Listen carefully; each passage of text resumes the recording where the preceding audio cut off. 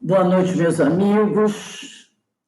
Nós estamos aqui na Sociedade de Estudos Espíritas Francisco de Assis, hoje, dia 30 de novembro de 2021, encerrando, né? Esse ano já se vai, faltando um mês apenas para nós terminarmos esse ano de muito trabalho, de muita alegria também. E nós, da Sociedade de Estudos Espíritas de Assis, estamos muito felizes na noite de hoje, recebendo a nossa irmã Rosângela Nascimento, que agora é trabalhadora do CEOI, Centro de Educação e Orientação Espírita Jesus Gonçalves, que vai fazer a nossa palestra da noite, que tem por tema Amor Filial. A palestra da Rosângela é baseada na obra de Joana de Ângeles, né? Jesus é o Evangelho de Jesus à luz da psicologia profunda.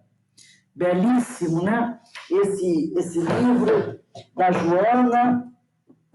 Então, estamos todos nós aqui muito felizes. Eu vou até pegar o livro, ó. Jesus e o Evangelho à luz da psicologia profunda. Então, hoje a Rosângela vai falar sobre amor filial.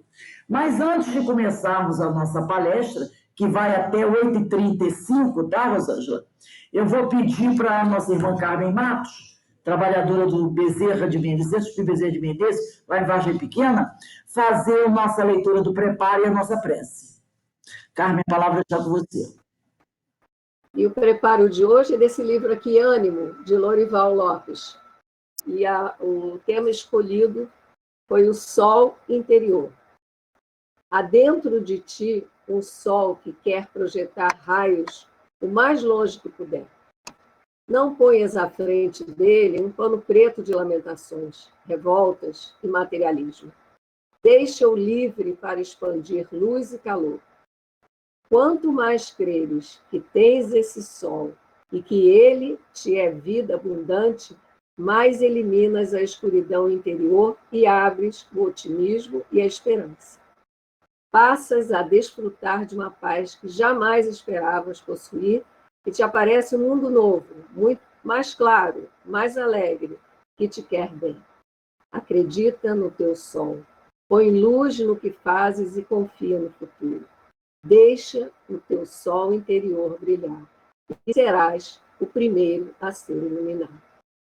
Então, Senhor, estamos aqui sob as suas bênçãos, rogamos a Ti que nos abençoe, que dilate o nosso pensamento, que abra os nossos corações para essa noite de estudos, para as reflexões que hoje teremos através dessa palestra pública. Que possamos todos nós aqui nos dois planos da vida, muito gratos estamos por estarmos aqui disponíveis, querendo aprender, querendo as modificações necessárias, e que só através do seu Evangelho, Mestre, que possamos seguir em frente, que possamos agregar cada vez mais os seus ensinos e fazê-los a nossa rota segura para a nossa caminhada. Que Jesus abençoe a todos nós aqui presentes e que possamos estar receptivos aos ensinos que hoje vamos ouvir. Graças a Deus. Agradecemos a Carmen. A palavra para a Rosângela. Oi, pessoal, boa noite. Estão ouvindo bem? Não, né? Então, como foi dito pela Rose, nós hoje vamos abordar o capítulo 14, item 8, que no Evangelho ele está sob o título A Parentela Corporal e a Parentela Espiritual. E o Espírito Joana de Ângeles vai nos trazer uma reflexão sobre esse tema, que ela coloca como amor filial, tá? E é o honrai a vosso pai e a vossa mãe, que é o nosso capítulo também de estudos, e que ela faz, né, o capítulo 19, versículo 19 de São Mateus. Ela começa assim: a constituição de uma família não é resultado de acidente biológico. E está até em negrito esse acidente biológico, Porque muitas vezes muitos de nós que não compreendem, achamos que foi por acaso que eu vim na minha família, foi por acaso que eu nasci, foi por acaso que eu estou nesse país, nessa cidade ou neste planeta. E não há por acaso. E falando mais diretamente a questão biológica, como ela fala, como ela diz aqui, ela diz que essa constituição não é resultado de acidente biológico, não é, tá? Mas de uma programação que lhe precede a estrutura física e social. Há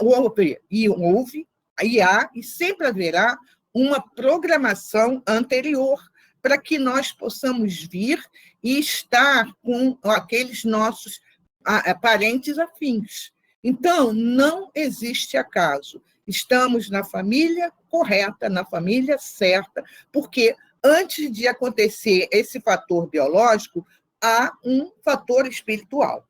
Bem, e ela continua dizendo: as soberanas leis da vida estabelecem códigos que se expressam automaticamente conforme as circunstâncias, obedecendo a padrões de comportamentos que estatuem as ocorrências no processo da evolução dos indivíduos, em particular, e da sociedade como um todo.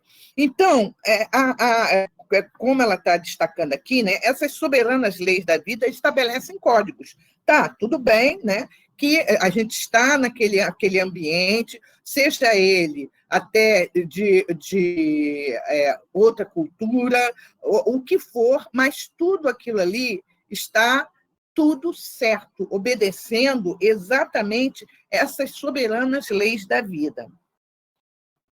Os pais, por isso mesmo, não são seres fortuitos que aparecem à frente da prole, porque até então, muitas vezes, a gente fala assim, mas não foi com esse pai, com essa mãe, com esse irmão, ou seja, com quem for, que eu queria vir. Não, foi sim. Né? E o que retrata muito, muito fielmente também, e nos auxilia bastante, é a reencarnação de Segismundo. Todo o processo que ocorre para a reencarnação dele, a relação do pai, do espírito com o pai, com a mãe, momentos em que ele teve vontade de não reencarnar, mas que teve muito auxílio espiritual, tá? E aí continua Joana dizendo: descomprometidos moral e espiritualmente. Então, vou repetir. Os pais, por isso mesmo, não são seres fortuitos que aparecem à frente da prole, descomprometidos moral e espiritualmente. São pilotis da instituição doméstica, sobre os quais se constroem os grupos da consanguinidade e da afetividade. Independente se o pai seguiu na família ou se a mãe seguiu na família, independente de tudo isso. Não foi nada fortuito. Tudo obedece a uma programação. Tá? Até alguns casos que provavelmente não seria aquele, vamos dizer, aquele pai que está naquela família, mas tudo vem anteriormente. A própria espiritualidade sabe que, vamos dizer, que aquela situação ia ocorrer. Por exemplo, tem um caso que é contado, acho que é pelo irmão X. Ele fala um caso de uma jovem, eu acho que é o irmão X que fala, o Hermínio, eu não lembro bem, né? Em que a jovem ela ia se formar, ela ia casar com uns 30 e poucos anos, mas ela ia tornar-se médica, ela ia ter 3 filhos, tal. Mas no meio do caminho, Richard Simonetti, Desvio de Rota, o título do texto. No meio do caminho, o que aconteceu? Ela se apaixonou antes de terminar a faculdade, aí foi morar com o rapaz, aí casou com o rapaz, teve um filho, e depois a vida deu uma reviravolta, aquela coisa toda, e nada daquilo que estava programado para ser feito, ela fez. Mas aquilo que aconteceu, a própria espiritualidade já sabia. ia acontecer.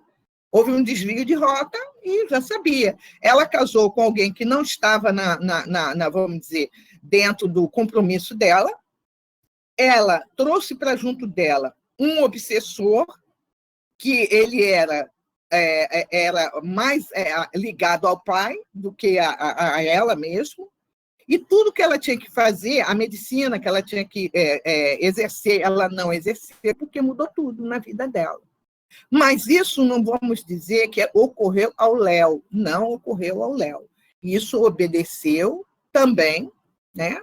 Já que a espiritualidade, na espiritualidade, não vamos dizer assim, tem o plano A e plano B. Não, tem o plano divino, ponto. Se você, agora, no meio do caminho, eu faço as minhas escolhas.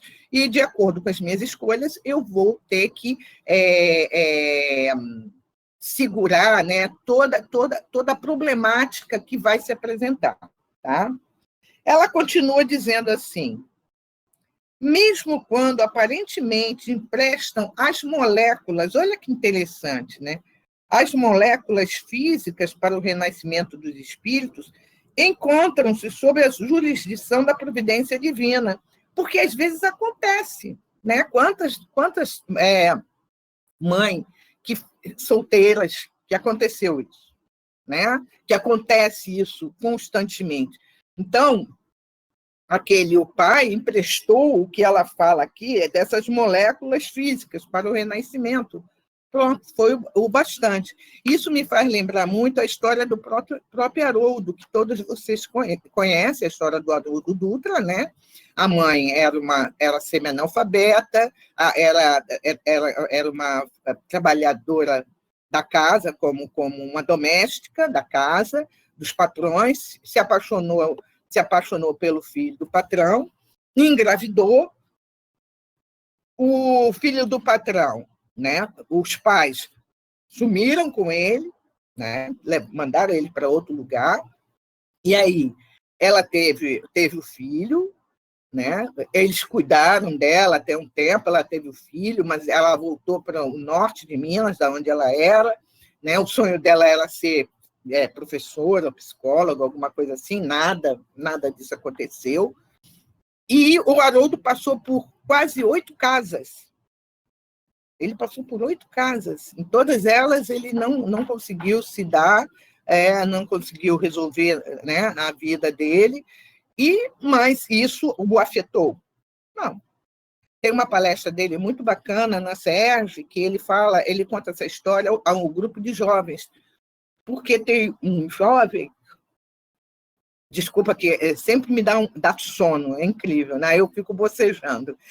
Tem um grupo de um jovem que pergunta ao Haroldo, fala o seguinte: Haroldo, meu pai me abandonou, eu era pequeno, não sei o quê, e a vida deu tudo errado, porque meu pai me deixou. E ele vai explicar a situação para ele, falar assim: veja só, tudo bem, temos que agradecer, independente de qualquer coisa, temos que agradecer aos pais.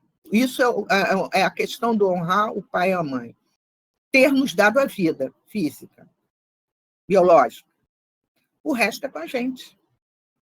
Eu fui abandonada ou não fui abandonada, ou eu fui maltratada, ou eu fui tratada bem demais. Não importa, porque a função deles, eles cumpriram, nos deram a vida. Lógico que, com toda certeza, teria muito mais atrás disso para eles nos auxiliarem na nossa caminhada. Mas, naquele momento, era o que eles sabiam. Era só isso aí. E é o que ele está dizendo, é o que ela está dizendo aqui.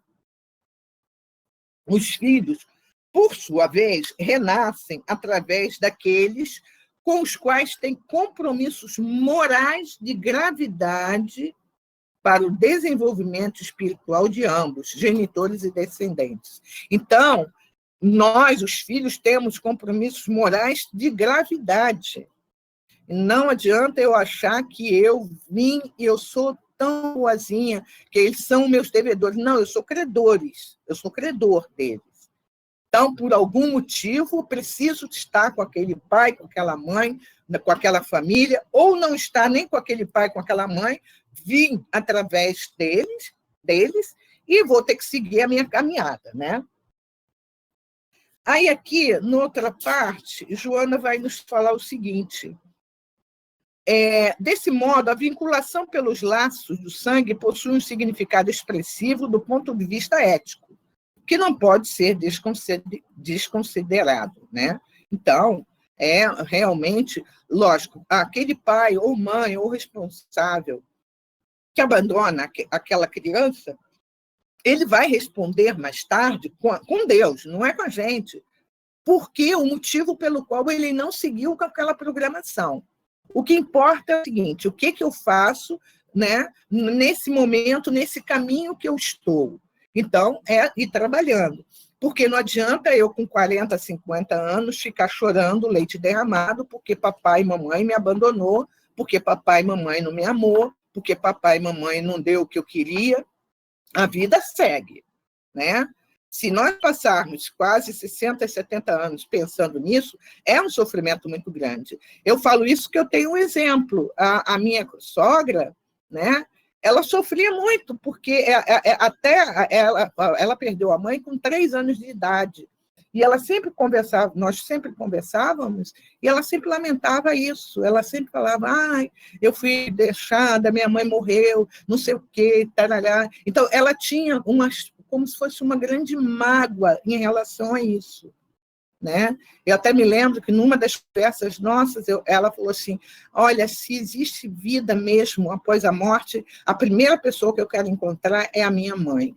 Uma pessoa de 84 anos, na época ela falando isso, nos dá a impressão que, nossa, esse espírito sofreu muito a saudade de ter uma mãe, né? De ter o carinho de uma mãe, e que não pôde. A mãe morreu de tuberculose, aquela coisa toda.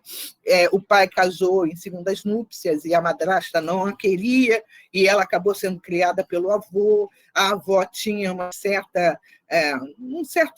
não era tão afetiva. Então, ela teve toda uma problemática, né, na vida dela. Mas uma coisa, eu sempre admirei a minha sogra, ela sempre foi batalhadora. Ela tinha as dificuldades dela, como todos nós temos, mas ela sempre foi muito batalhadora, muito guerreira, muito ali, sabe? E ela deu aos filhos aquilo que ela podia dar. Não tem nenhum filho, né, ou qualquer pessoa tem o direito de julgá-la, porque a situação dela vai ser resolvida, e está sendo resolvida, ou já foi resolvida, entre ela e Deus. Pronto, acabou. Ela fez aquilo que competia a ela fazer, e que ela sabia como ela podia fazer. No outro momento aqui, nós vamos ver quando Joana nos fala o seguinte: quando se trata de pessoas... Quando se trata de pessoas não vinculadas através do sangue, o que acontece, né?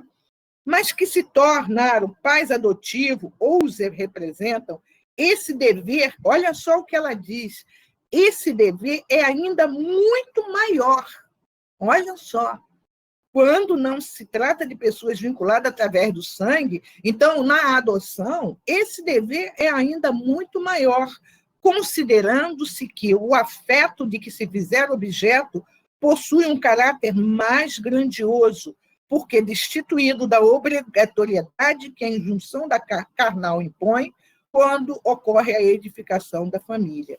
Então, quando há a adoção, é muito maior ainda o dever, né? De você estar com aquela família. Quando eu resolvo adotar uma criança que não faz parte do meu laço sanguíneo, olha só, é algo muito maior, né? Mais grandioso e de muita responsabilidade.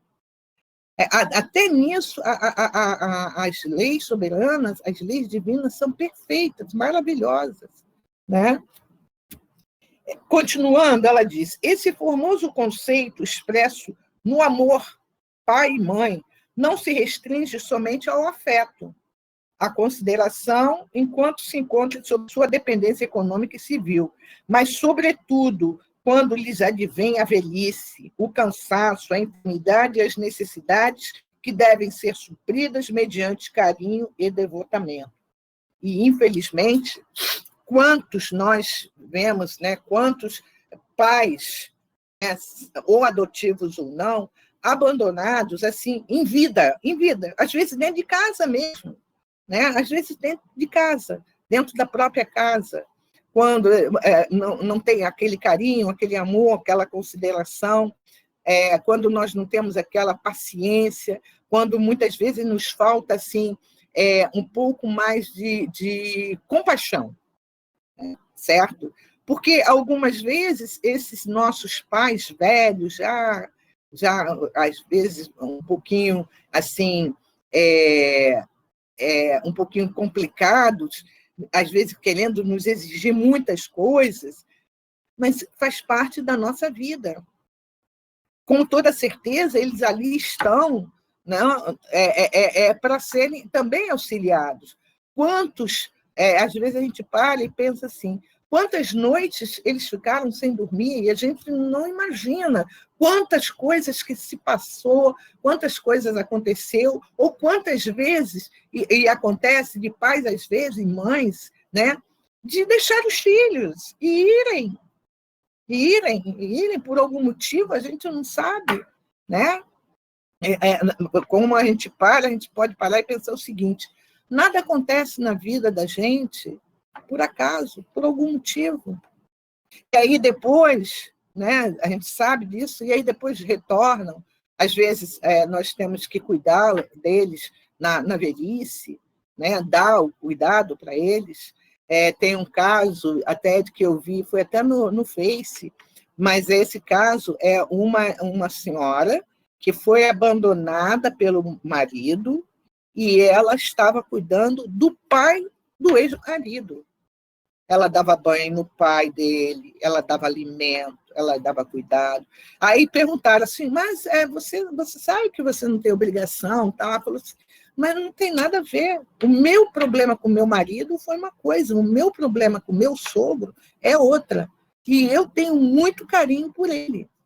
Olha só que coisa, né? A gente fala, nossa, a primeira coisa, imagina, eu vou querer cuidar de ninguém? Não, acontece isso. Quantas pessoas fazem isso?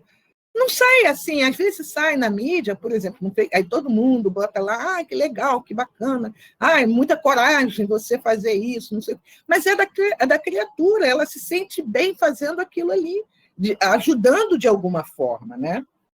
Continuando, ela diz assim, o declínio das forças físicas e mentais através das enfermidades e do envelhecimento que atinge todos quanto têm a existência prolongada, é a fase mais significativa para que os filhos demonstrem o seu reconhecimento e amor pelos pais, porquanto no quebrantar das energias e amargura, a insegurança e a insatisfação transformam-se em verdadeiros calvários para as criaturas humanas. E exatamente quando chega esse período. Independente, é um trabalho muito grande que a gente tem que fazer, independente de tudo.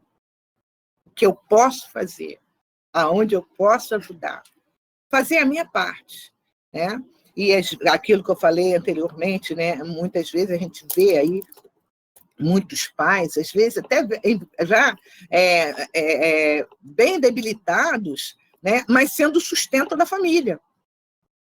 Né? Sendo sustento da família, tendo que ir, muitas vezes a gente vê, né, principalmente no mundo muito agitado de hoje, quantas vezes as avós acabam tendo que criar os netos e fazer o papel de mãe de novo, por várias outras situações. Não é? A ponto, às vezes, dos netos não reconhecerem a mãe como mãe e reconhecerem a avó como mãe. E, às vezes, mais tarde, a mãe quer cobrar isso, mas eu falo, não, a minha avó é minha mãe, ela que me criou. Né? Quantos casos acontecem assim? né, que vai por essa vida fora. E quantas vezes a gente vê fatos assim que são até bastante emocionantes, né? De netos reconhecendo assim a figura da avó ou do avô como aquela figura que estava ali ao lado dele, sabe, junto com ele, segurando nas mãos, né? E aí, às vezes, é importante a gente também pensar o seguinte: aqueles que foram pais e mães, né, que deram aquilo que eles conseguiram dar, era o que eles entendiam de amor na hora. Se não foram tão afetuosos como acham que deveriam ter sido, mas era o que eles tinham para dar naquele momento. Às vezes acontece de, quando vêm os netos, nossa mãe do céu, aí fazer tudo que o neto quer. Aí o neto faz peteca, bola e peteca dos avós, né? E os avós estão ali. O papai sempre fala o seguinte: quem tem que educar é pai e mãe, eu não educo meu neto. Então, nossa, vira e mexe, a gente às vezes cobrava dele. Ele, não quero, não sei, eu não educo meu neto, eu não educo ninguém, eu dou tudo que o meu neto quiser, eu estou dando, porque quem vai educar é pai e mãe, né? Então, ele tinha ciência que ele deseducava, né? Isso daí ele sabia, que ele fazia, ele tinha consciência tranquila que ele deseducava, tá? Aí, aqui, e essa quando a fala do declínio das forças, é porque algumas vezes acontece isso. Uma vez, acho que mostrou, foi no Fantástico, uma câmera de um asilo, altas horas da noite, um carro parou, aí uma pessoa desceu com uma senhorinha, com uma malinha, ele deixou em frente do abrigo e foi embora. E foi o filho dela que deixou ela lá, porque não tinha mais lugar na casa que dela, não tinha mais lugar na casa que era dela. E porque a nora não se dava com ela. Ou melhor, ela não se dava com a nora. Ela não se dava com a nora. Então, era uma coisa descartável, né? E quantos casos a gente vê isso daí, né? Quantos, muitos casos mesmo, né? E que às vezes a gente fala assim, mas também eu sei, por exemplo, né? Em relação a algumas famílias que têm, às vezes, que noras não estão com a sogra, né? E às vezes perde a oportunidade, às vezes, de tentar resolver aquela questão. Elas não estão próximas, não é acaso, é por alguma forma de ser, alguma maneira, sei lá, né? Eu boto no meu coração o seguinte: graças a Deus, tudo que eu pude fazer pela minha sogra, eu fiz. Com a graça de Deus, eu agradeço a ela demais Deus ter estado na vida dela e ela ter estado na minha vida. Ela me ensinou muita coisa, eu tinha muito respeito por ela, muito carinho por ela mesmo, compreendi algumas coisas dela, outras eu gostaria de ter conseguido, talvez, mudar o pensamento dela, né, em algumas questões, mas ela tinha uma forma de vida, né? Então, nos últimos momentos, depois que Fábio morreu, principalmente, a gente conversava todos os dias, e todos os dias, 9 horas, ela estava esperando o meu telefonema. E, às vezes, eu atrasava, 9h05, me ligava. Eu pensei que você não ia ligar para mim. Eu falei, não, eu vou ligar para você. Não, aí ficávamos conversando, falando. Dei alguns livros a ela quando o Fábio faleceu, falando sobre a questão do luto, do desencarne, aquela coisa toda.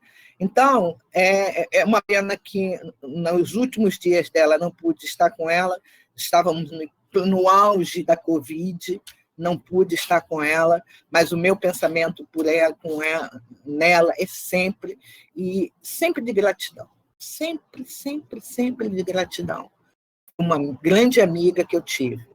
Antes de colocar que ela foi minha sogra, ela foi uma grande amiga minha. E eu aproveitei o que eu pude aproveitar, porque ela tinha muita coisa a ensinar também. Foi muito legal isso. Bem, aí, aqui, no outro ponto, a Joana fala assim, Muitas vezes, os arroubos juvenis, os anseios de gozos, levam os jovens ao esquecimento dos pais, incidindo em grave erro de que se arrependerão no momento próprio, especialmente quando se tornarem também genitores, dando surgimento a transtornos psicológicos perturbadores sob o assodar da consciência de culpa. E isso, muitos consultórios de psicólogos está assim, está cheio de pessoas com esses traumas que, quando mais jovem, não conseguiram dar o verdadeiro valor aos pais como deveria ter sido dado, né? E sempre como que clamando que eu estou na situação que eu estou porque papai, porque mamãe não me entendia, porque não sei o quê, tal, mas aí a gente vai, se o profissional volta, como que volta ao círculo familiar, como ele agia com a família, como ele agia com os pais, e geralmente tem uma frase que diz assim: se você foi um bom filho, certamente vai ser um bom marido. Porque não tem até como, né? É uma coisa até coerente, né, gente? Se ele foi um bom filho, um bom irmão, um bom cidadão, sabe?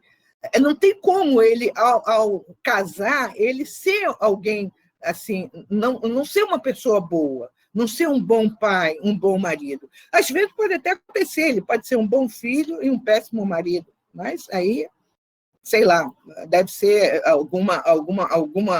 alguma questão, né? Porque a gente sabe que os casamentos nem sempre são aqueles casamentos de almas afins, né?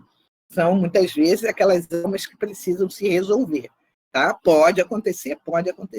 Mas, geralmente, quando a pessoa ela é uma boa pessoa, mesmo no sentido correto da palavra, um bom cidadão, um bom filho, será um bom marido, será um bom pai, será um bom cidadão. Pelo menos a regra é essa, né? Tem as suas exceções, como toda exceção, que até acontece, né? Às vezes era um bom filho, casou, dependendo da nora, né? Que às vezes a nora bate de frente, aí muda muitas coisas, aí acaba mudando, né?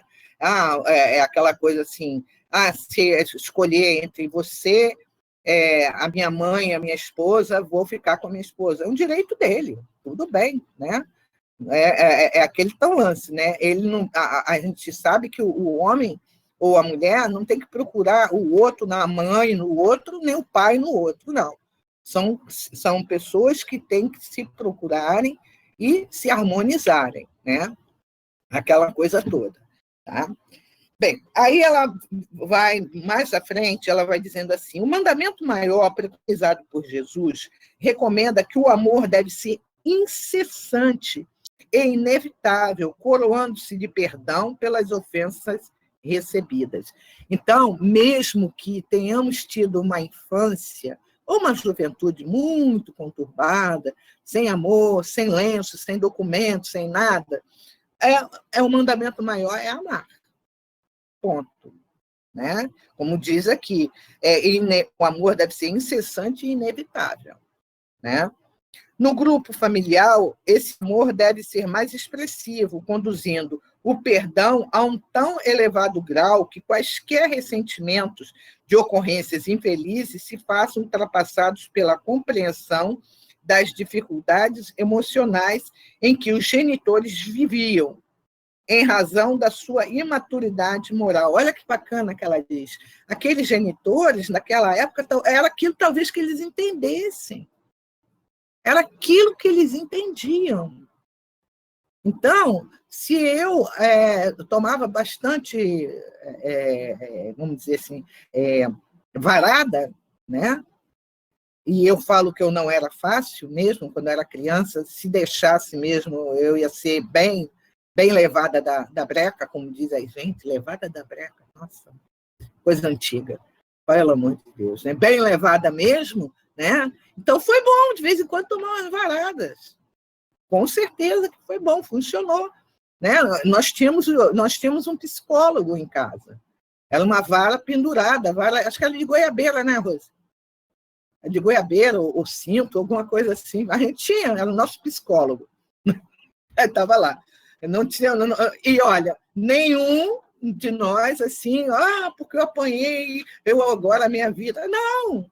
Não, ficava de castigo também, né? Eu me lembro de uma vez, brincando, a gente adorava brincar dentro do armário, eu sentei numa mala cheia de enfeites de Natal, não sobrou uma estrela para botar na... Nossa, acho que eu devo ter tomado uma surra mesmo. Mas alguém morreu? Não. Temos algumas dificuldades? Nós temos, claro que nós temos, mas às vezes esses traumas não estão somente ligados a esta vida. Às vezes vem lá de trás também, e que a gente vai ter que trabalhar isso daí, né? Às vezes, eu me lembro, quando eu era pequena, eu achava que a casa da vizinha era a melhor casa, que o pai da minha amiguinha era o melhor pai, a mãe, não sei o quê. Eu queria ter aquela vida deles, mas não era. Eu tinha que realmente vir nessa família, morar na Curicica, ir para lá quando tinha, onde era só eucalipto, as ruas eram de barro, o sonho era ter uma rua calçada, usar Caramba, eu esqueci o nome do sapato que a gente usava quando a gente ia para o colégio, né? Eu esqueci o nome. Aí mamãe levava par de meia, lavava o pé, aquela coisa toda. Oh, Deus, esqueci o nome do sapato, né? E eu ficava triste porque eu queria que fosse um sapato que acabasse para ter um sapato novo, mas a gente não tinha sapato novo. Era aquela vida mesmo que tinha que ser. Não adianta. Sair para catar cocô de vaca. Não era conga, não. É antes da conga. Ih, Carmen! Antes da conga. Era um sapato tipo de plástico que não acabava nunca. Mas se deixasse, eu tinha esse sapato até hoje. Eu esqueci o nome do diabo do sapato, né? Então, e aí, Vulcabras, eu acho que era mais ou menos isso. Eu acho que era isso mesmo. E aí, o que acontecia? Catar cocô de vaca para botar dentro de casa, aquela fumaceira para acabar os mosquitos. Era aquela vida mesmo. E assim vai, até a gente crescer e cada um criar e seguir o seu caminho. Hoje, eu olho para o meu irmão, é um bom pai. Eu olho para minha irmã, é uma boa mãe. Entendem? Quer dizer, então, sobrevivemos, mais ou menos, sobrevivemos a tudo isso, né? Aí, aqui, quando ela coloca, né, para a gente ir seguindo, ela diz assim, há famílias desagregadas em clima de permanente perturbação, nas quais as lutas encarniçadas se fazem entre os seus membros, não poupando ninguém. Isso aqui, quem viveu isso deve ser muito triste, gente. Porque famílias desagregadas em clima de permanente perturbação. E, às vezes, eu tive coleguinhas que viveram, amigos que viveram isso aqui, e, depois de adultos, ainda continuam vivendo. Eu me lembro que lá, quando nós moramos na Curicica, tinha uma família, eles tinham, acho que, 8 irmãos. Tinham 2 irmãos que moravam na mesma casa, que eles ficaram sem se falar durante 10 ou 12 anos. Eles moravam na mesma casa. Lá em casa, se um ficasse de cara fechada para o outro, apanhava os 3. E se um risse do outro apanhando, apanhava também. Era a nossa terapia. Ou terapia boa. Aí a gente... Porque criança é fogo, né? Tá apanhando? Vamos lá, vou apanhar. Não, apanha todo mundo. Não podia nem rir, né?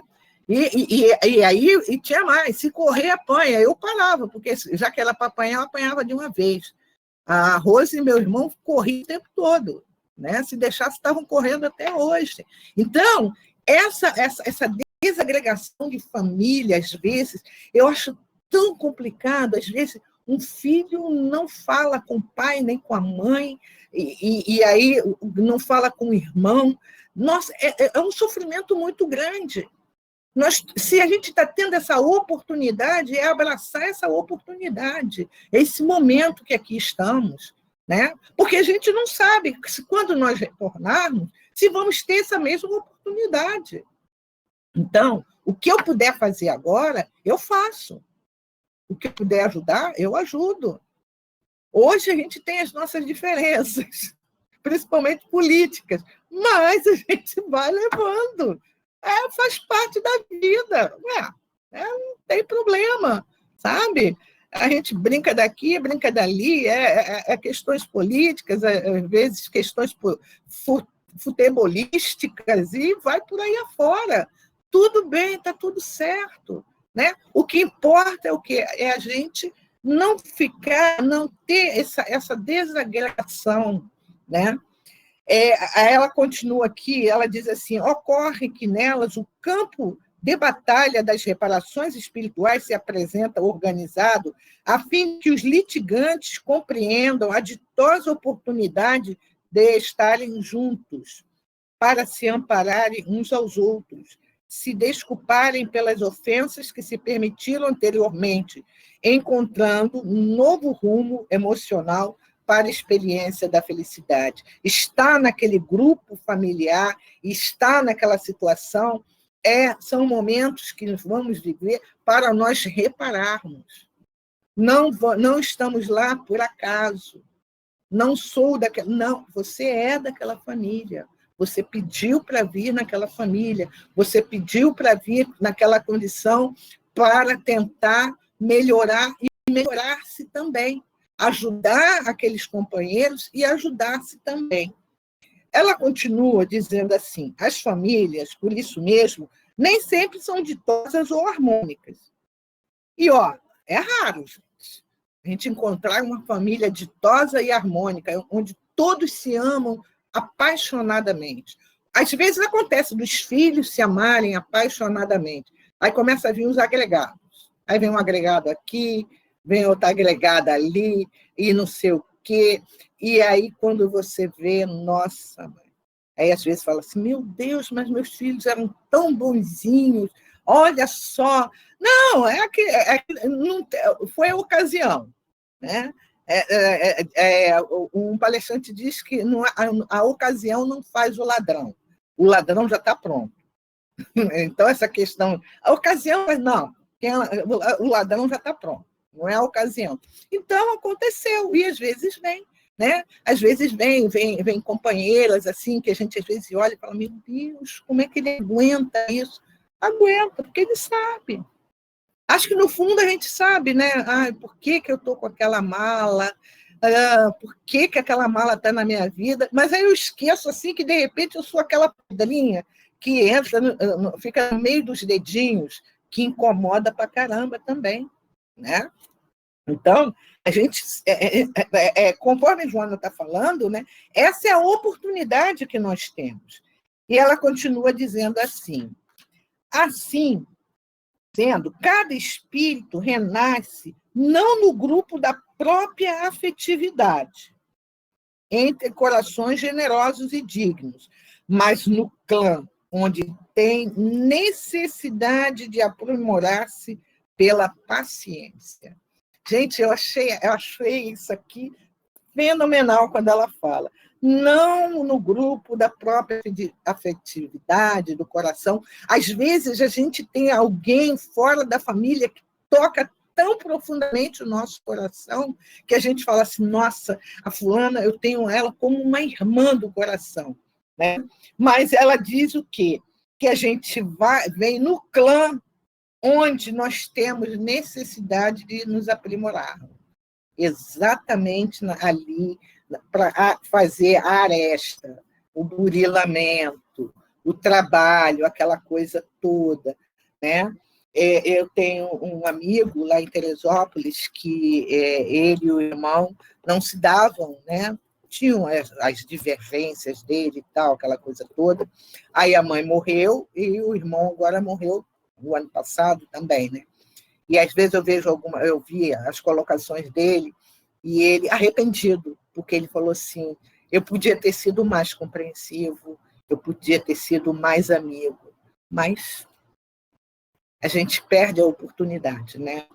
Mas aí, vamos lá para a gente ir estamos quase terminando, e aqui ela diz assim, nesses grupos infelizes de luta, não poucas vezes, os futuros genitores programam filhos conforme os desejos vãos, induzindo mentalmente os fetos a determinados procedimentos futuros que não são aqueles para os quais retornam ao proscênio terrestre e imprimem seus conflitos nas delicadas telas da alma dos reencarnantes, que irão experimentar posteriores distúrbios nas áreas sexual, artística, comportamental, que poderiam ser evitados. Olha a responsabilidade.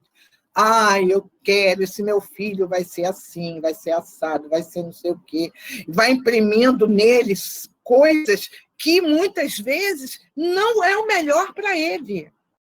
E o que acontece? Imprime conflitos que realmente não estava, né, dentro da programação daquela criança, daquele feto, né? Quando o pai quer, porque quer que o filho vá, não, meu filho vai me substituir na empresa, meu filho vai ser isso, vai ser aquilo, meu filho... Aí, quando o filho nasce, ele não quer ser, ou então ele vai ser, e vai ser um péssimo gestor. Eu me lembro o caso que mostrou num programa do Fantástico, uma família de São Paulo, uma família até, não sei se era árabe ou libanês, sei lá o que era, que o pai queria, porque queria que o filho tivesse um diploma de não sei o quê, e foi, e o filho se formou, no dia que se formou, pegou o diploma, botou na mão do pai e falou, está aqui o diploma, agora eu vou trabalhar na cozinha, porque é o que eu gosto de fazer, é cozinhar. E ele se formou, acho que tipo em direito ou arquiteto. O pai queria o diploma, ele deu o diploma para o pai, mas foi seguir outra coisa. E isso, tantas outras situações, né? Tipo assim, não, meu filho, antigamente falava, meu filho vai ser macho, ele tem que ser macho, ele tem que ser não sei o quê, porque meu filho é isso, aquilo outro, tal. E, às vezes, né? O filho vai, escolhe, são outras situações que se apresentam na vida dele.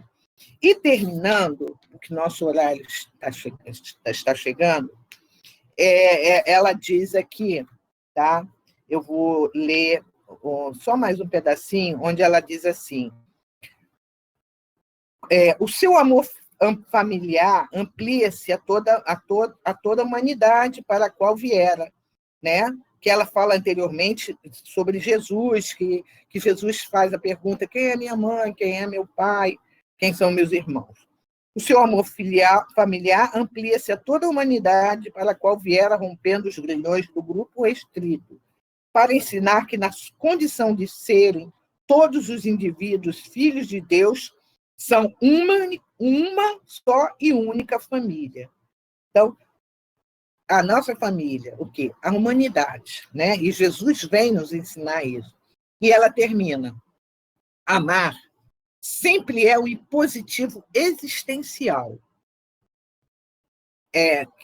Amar sempre é o impositivo existencial, nele incluindo todo o clã, particularmente pai e mãe, a fim de viver longo tempo na terra que o Senhor Deus dará, conforme preconiza o Decálogo.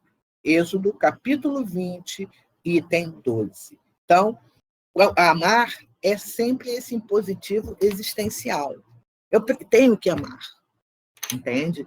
Tenho que amar aqueles que nos deram a vida, porque eles nos deram o maior presente. Eles nos deram a vida. Pronto, bastou. É isso. Temos a vida, por isso honrar pai e mãe. Não importa se, mas meu pai não amava minha mãe, não importa. Naquele momento ali da união deles, tal, nos deram essa oportunidade de estarmos aqui. E, como podemos dizer, o resto é conosco. E agora, a gente chegando aonde nós estamos, é olharmos para trás e dizer, graças a Deus, gratidão ao meu pai, que não está mais aqui, gratidão à minha mãe, que está presente, por eu ter a vida que eu tenho agora. E graças a ele, eu tive a oportunidade de nascer. E é isso que fica para a nossa reflexão. Tá bom? Agradecemos a oportunidade dessas reflexões e agradecemos, como a Rosângela falou, a Deus, a esses espíritos que nos oportunizaram essa reencarnação. É como diz o pessoal que é do atletismo, né, e da natação também, quando eles estão na semifinal, eles dizem assim, eu só quero uma raia na final. É a única coisa que eu quero, uma raia no final. E muitas vezes, quando nós estamos no plano espiritual, nós dizemos o quê? Eu só quero ter mais uma oportunidade de reencarnar. Como vai ser, não me interessa. Eu só quero uma raia na final. Deixa o resto comigo. Então, quando nós reencarnamos, nós ganhamos essa raia na final. Agora, compete ao atleta se desincumbir, né, dessa atividade e ver o que vai ser. Se ele vai sair campeão, vai terminar em segundo lugar, terceiro ou quarto. Mas o importante para todos nós é conseguirmos uma raia no final, que é ganhar a oportunidade da reencarnação e agradecer sempre aqueles que nos proporcionaram essa oportunidade, que são os nossos pais. Bem, meus irmãos, agradecemos aqui a presença de todos. Como eu falei, 2020, as nossas palestras públicas continuam até o final do mês de dezembro, tá? Nós vamos dar uma paradinha só na primeira semana de janeiro. E o curso do Evangelho de quarta-feira às 18h30 vai continuar até o final de dezembro, porque o Evangelho nos dá o sustento, né? Então, quarta-feira, Evangelho continua até o final do ano. Também só vamos parar na primeira semana de janeiro. No dia 12, retornamos. O último Evangelho do ano vai ser esse estudo que a gente faz quarta-feira, 18h30, vai ser dia 29. Aí a gente para dia 29, é o último, e retorna no dia 12 de janeiro, que é a segunda quarta-feira de janeiro, tá? Vai ter uma paradinha só de uma semana em janeiro, mas o Evangelho continua, como as radiações também continuam. Durante dezembro, janeiro, nós continuamos com as radiações, porque não podemos parar, não é? Afinal de contas, são muitos os irmãos necessitados das nossas preces, né? Que a gente possa continuar. Então, as palestras vão até dezembro, as radiações vão até dezembro, o Evangelho de quarta-feira, às 18h30, vão até dezembro. Em janeiro, primeira semana, tem as radiações, quarta e quinta, mas não tem o Evangelho. O Evangelho volta no dia 12. E dia 12 começa, dia 11 começa tudo novamente, né? Cursos, estudos, palestras, não podemos parar, afinal a seara é muito grande e os necessitados aumentam cada vez mais e o Senhor tem ainda muito poucos trabalhadores. Então nós não podemos nos dar o luxo de pararmos 1 ou 2 meses para descansar, afinal de contas o Senhor nunca para, né? Trabalha incessantemente e Jesus falou, meu Pai trabalha e eu trabalho também. Então, amanhã estaremos de volta para a nossa... amanhã teremos Diversidade dos Carismas, não teremos os ensinos de Jesus, mas teremos a palestra à noite com a Lourdes, que com certeza também será muito bonita, como foi a de hoje com a Rosângela. Ela vai falar sobre Francisco, né? Jesus pedindo a Francisco que reconstruísse a sua igreja, a sua casa, que estava caindo aos pedaços. Então, que possamos, que Deus nos abençoe.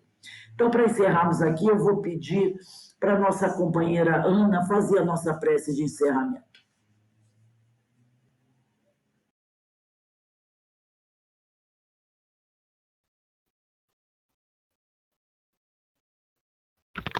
Agradecemos muito a palestra da Rosângela, muito boa.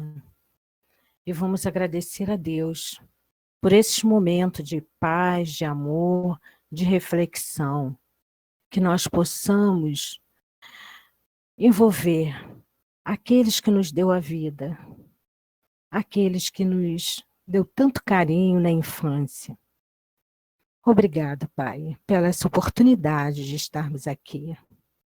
E que nós possamos, Senhor, continuar dignificando esse momento.